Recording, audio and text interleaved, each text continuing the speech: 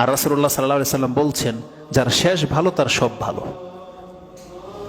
আল আমালু বিল খাওয়াতিম, এই জুমলাটা হচ্ছে ইমাম বুখারী রাহিমাহুল্লাহ, তিনি রাসূল সাল্লাল্লাহু থেকে কোট করেছেন যে রাসূল সাল্লাল্লাহু বলেছেন, আল আমালু বিল খাওয়াতিম, আমল তো ওটাই গণ্য হবে যেটা তার কাছ থেকে সর্বশেষ পাওয়া যাবে।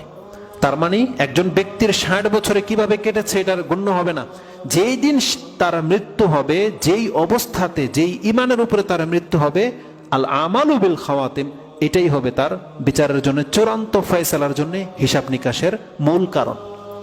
এটা যেমন আমাদের জন্য সুসংবাদ, এটা আমাদের জন্য অনেক বড় একটা ধমক। এখন এটাকে যদি কেউ সুসংবাদ করতে চাই, তাহলে আমাদেরকে সবসময় কোনো না কোনো ভালো কাজের সাথে নিজেকে জড়িয়ে রাখতে হবে। কিন্তু যখনই ভালো আবার যখনই খারাপ আমাদের দ্বারা হয়, তখন আমাদের জন্য এটা সতর্কবাণী যে এই খারাপ অবস্থায় যদি এখন আমার মৃত্যু হয়ে যায়, তাহলে এর আগে যে আমি পরহেজগার ছিলাম ওটার আমাকে বাঁচাতে পারবে না, কারণ আমার মৃত্যুটা হয়েছে খারাপ অবস্থার উপরে। এটার একটা বড় প্রেক্ষাপট আছে আর কি, এটা বুঝাইতে গেলে অনেক প্রশ্ন চলে আসবে অনেক, কিন্তু আপনি সহজ ভাষায় বুঝে নেন, এটাই ইসলাম। আপনি বুঝতে না পারলে আমাকে প্রশ্ন করতে পারবেন, কোনো সমস্যা নাই, কিন্তু জেনে নেন এটা ইসলাম। এটা একটা আল্লাহর মহত্ব আল্লাহ দেখিয়েছেন। সেটা কি, যে একজন ব্যক্তি, আল্লাহ যে কোনো ব্যক্তিকে ফেরত নিতে চায়, আল্লাহ তাকে অপশন দিয়ে দিয়েছে। তোমার সারা জীবন কেটেছে ভুল পথে, কিন্তু শেষ দিনে যদি তুমি আল্লাহর বান্দা হয়ে প্রমাণ করে দিতে পারো, যাও, আল্লাহ তোমাকে ক্ষমা করে দিবে। আল্লাহ এটা একটা প্রস্তাব পেশ করেছে। বলেন তো দেখি, এটা পুরো পৃথিবীবাসীর জন্য কত বড় একটা রহমতের বাণী। রাসূল এই কথাটা বলেছেন, একজন গোলাম তার চাচাকে কথা বলে নাই, ইয়া আম্মি কুল লা ইলাহা ইল্লাল্লাহ ওয়াহাজ্জু লাকা বিহা ইনদাল্লাহ। শেষ দিন বলছে, আপনি এখন লা ইলাহা ইল্লাল্লাহ বলেন, এটা আমি আল্লাহর কাছে হুজ্জত হিসেবে পেশ করে দেব। শেষ মুহূর্তে, কিন্তু সে বলে নাই।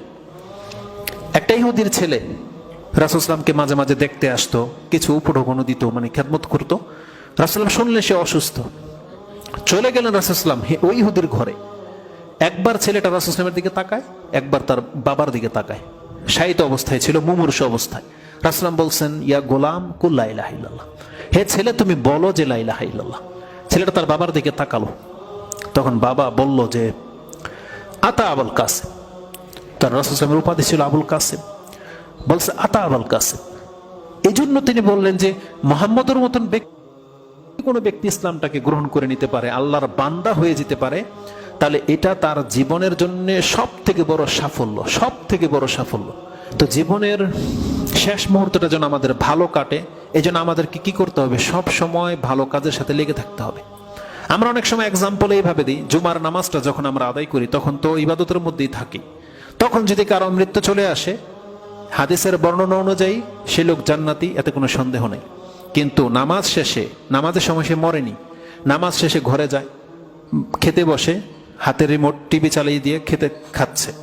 একটু আগে সে নামাজে ছিল, ভালো অবস্থায় ছিল, কিন্তু এখন টিভিতে যখন ফিল্ম বা কোনো কিছু সে দেখতেছে, তার এই খাদ্য অবস্থায় যদি তার মৃত্যু চলে আসে, এটা হবে তার শেষ অবস্থা। তাই তার সালাত কিন্তু তাকে বাঁচাতে পারবে না, কারণ তার জীবনের শেষ মুহূর্তটা খারাপ মন্দ অবস্থায় কেটেছে। যারা যুবকরা যারা জুমার নামাজ আদায় করে বিকেলে আবার গার্লফ্রেন্ডদেরকে নিয়ে ওই যে পার্কে যায় না, মোটরসাইকেল পেছনে করে নিয়ে, ওই অবস্থায় যদি মরে যায়, রেজাল্টটা কি হবে বলে? এই জুমার নামাজ তাকে বাঁচাতে পারবে না। তো বিষয়টা হচ্ছে আমাদেরকে একের পর এক ভালো ভালো কাজে লেগে থাকতে হবে।